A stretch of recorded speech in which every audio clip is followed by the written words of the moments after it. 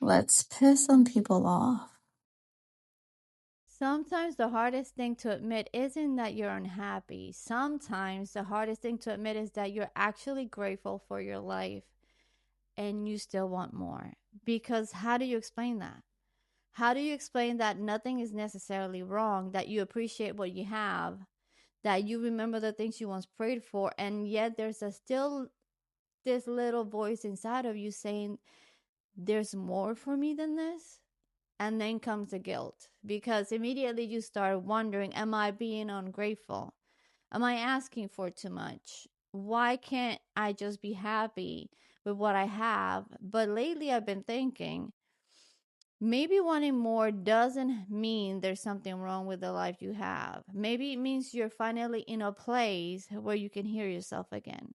Hi, I'm Spice, and welcome back to I Am Spice, the podcast. If you're new here, this is where we get real about life, growth, healing, relationships, identity, becoming the woman you want to be, and all the things we're usually thinking about but don't always say out loud. No pretending, no trying to make life look prettier than it actually is.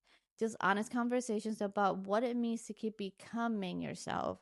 So, if that sounds like your kind of space, make sure you follow or subscribe wherever you're listening or and watching.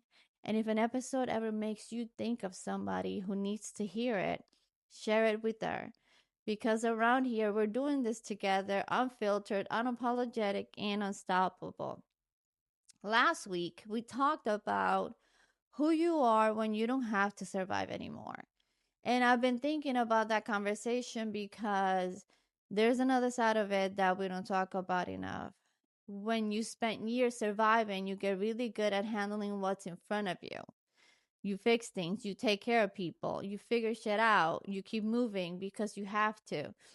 You're not sitting around asking yourself, what would make me feel fulfilled? What do I want to experience? What versions of myself do I want to meet next? Girl, sometimes you're just trying to make it to Friday. And then eventually life gets a little quieter. Not perfect, not magically easy, but quieter.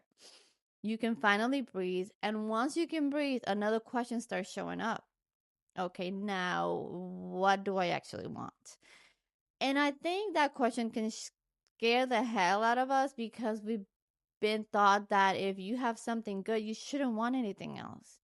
You have a home, be grateful. You have people who love you, be grateful. You have stability, be grateful. You made it through something once you thought was going to destroy you, then girl, sit down somewhere and be grateful.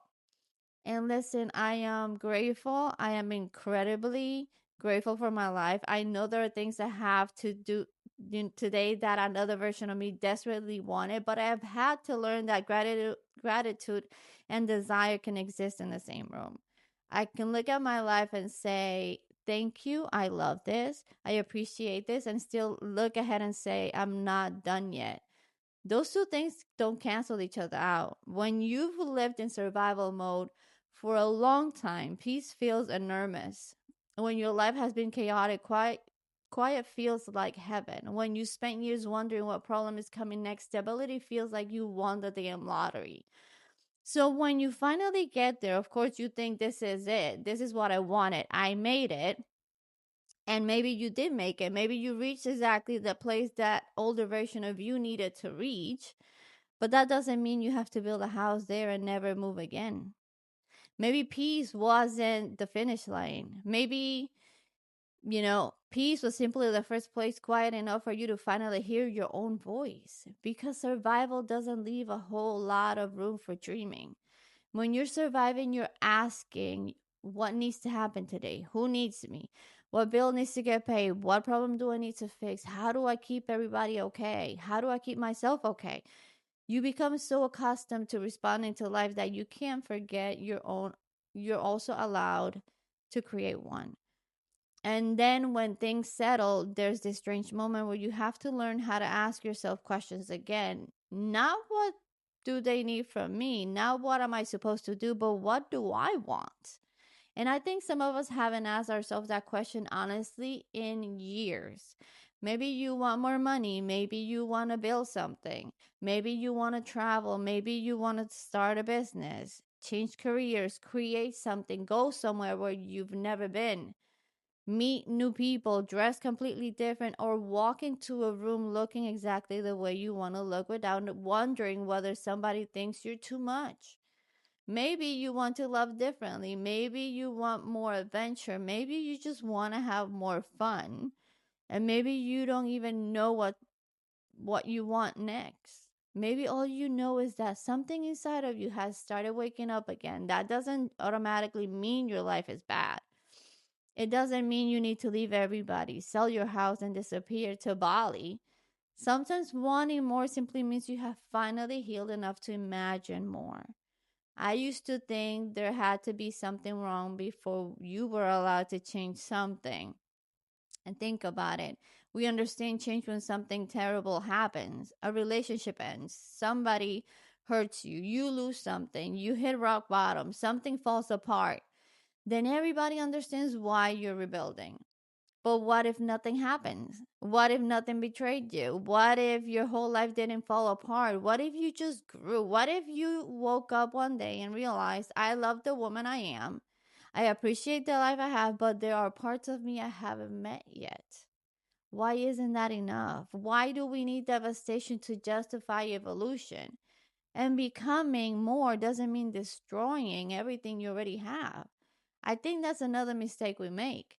We think change has to mean leaving. Sometimes expansion isn't about leaving anything, sometimes it is about adding something, starting the project, wearing the outfit, taking that trip, applying for that thing, making the video, saying yes, saying no, taking yourself seriously, doing something that makes absolutely no sense to anybody else but you. Maybe it works, maybe it doesn't. Maybe 6 months later you say, well, that was a terrible idea. Who cares? At least you experienced yourself doing it, at least you lived it. And let me tell you something. When you start wanting more, not everybody's going to understand it, especially the people who knew you when you were surviving. They remember when you would give anything just to have what you have today. So they look at you and think, why isn't this enough for you? Why do you need that? Why are you changing again? Why are you doing now? And sometimes they're not even trying to be mean. They just know one version of you, but people knowing an old version of you does not obligate you to remain her. They don't live inside your head. They don't hear what you hear when your the house gets quiet. They don't feel that little pull inside of you that says, I think there's something else I'm supposed to experience in life. And this something I've had to learn for myself. Not every desire needs a presentation. Not every dream needs a committee meeting. Not every idea requires a PowerPoint explaining why you want it, how you're going to do it, and whether everybody else approves. Sometimes I want this as a complete sentence. That's it. I want to try it. I want to see what happens. I want to know what this version of me feels like. We spend too much of our adulthood defending our desires. Well, I want to do this because I'm thinking about this because I know it sounds crazy, but why? When did we decide wanting something wasn't enough reason to at least explore it? Think about how differently we talk to children. We ask them what they want them to be. What do you want to do? Where do you want to go? What do you want to create? We celebrate their imagination. And then somewhere along the way, adulthood starts asking completely different questions. What makes sense? What's realistic? What's responsible? What will everybody think? Of course, we have responsibilities. I have responsibilities. We have families, businesses, bills, commitments, real life. But responsibility shouldn't require you to bury your identity. Underneath everything you do for everybody else, there is still a woman in there. She still has ideas. She still wants to play. She still wants to discover who she is. Don't lose her just because you became responsible. And maybe that's one of the things I love most about getting older. I'm realizing there isn't some final version of me waiting at the end where suddenly I'm finished. I don't want to be finished. I want to keep meeting myself. I want to look back 5 years from now and laugh because there are things I'm doing that I couldn't even imagine today. I want to change my mind. I want to try something and hate it. I want to try something else and think, where the hell has this been my whole life? I want to wear what makes me happy. I want to walk into rooms as myself. I want to laugh too loudly. I want to create things that scare me. I want to keep surprising myself because after everything it takes to survive some chapters of your life, surely the reward has to be more than simply not hurting anymore. Maybe this is the part nobody tells us about healing. Maybe eventually you don't need another healing journey. Maybe you don't have to spend the rest of your life digging through every wound and analyzing every scar and constantly asking yourself what else needs fixing. Maybe at some point healing becomes living. Maybe the question stops being what happened to me and starts becoming what am I going to do with the life I fought so hard to keep? Because I don't want the rest of my life or my story to simply be about everything I survived. I want some chapters to be about what I created because I survived it. I want joy. I want curiosity. I want excitement. I want those moments where I stop and think, oh my God, I can't believe this is my life. And I want that for you too. I want you to meet versions of yourself that the woman you were 10 years ago couldn't even imagine. So if you've been listening restless lately and nothing is necessarily wrong, but sometimes something inside of you keeps whispering that there's more, don't automatically silence it. Don't immediately call yourself ungrateful. Don't assume you're having some kind of crisis, and please don't think you have to blow up your entire life just because you're feeling something. Just get curious. Ask her what she wants. Maybe she wants has been waiting a very long time for you to finally have enough peace to listen. So instead of asking yourself, why isn't this enough for me? I want you to ask yourself something different. Now that I'm finally have room to breathe, what do I want to do with this life? And whatever comes into your head, don't judge it immediately. Don't make it realistic yet. Don't shrink it. Don't start thinking about who's going to approve, who's going to understand, who might think you've lost your damn mind. Just listen to yourself for a minute because you don't need permission to want more. You don't need permission to change. You don't need permission to become curious about another version of yourself. You fought hard to get here. You survived chapters you thought might break you.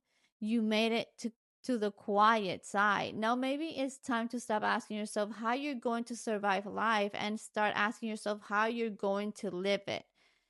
And if this episode spoke to you, share it with another woman who might be sitting there feeling guilty because she has a good life and still knows there's something more inside of her. Send it to her.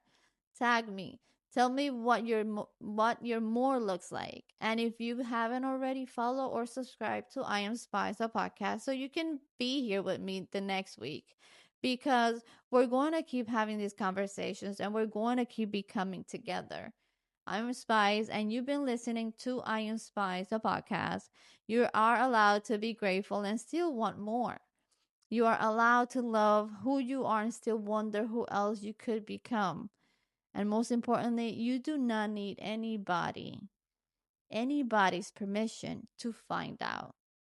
Until the next one, guys, I'll see you. Love you bunches. And remember, we're unfiltered, unapologetic, and unstoppable. That's that.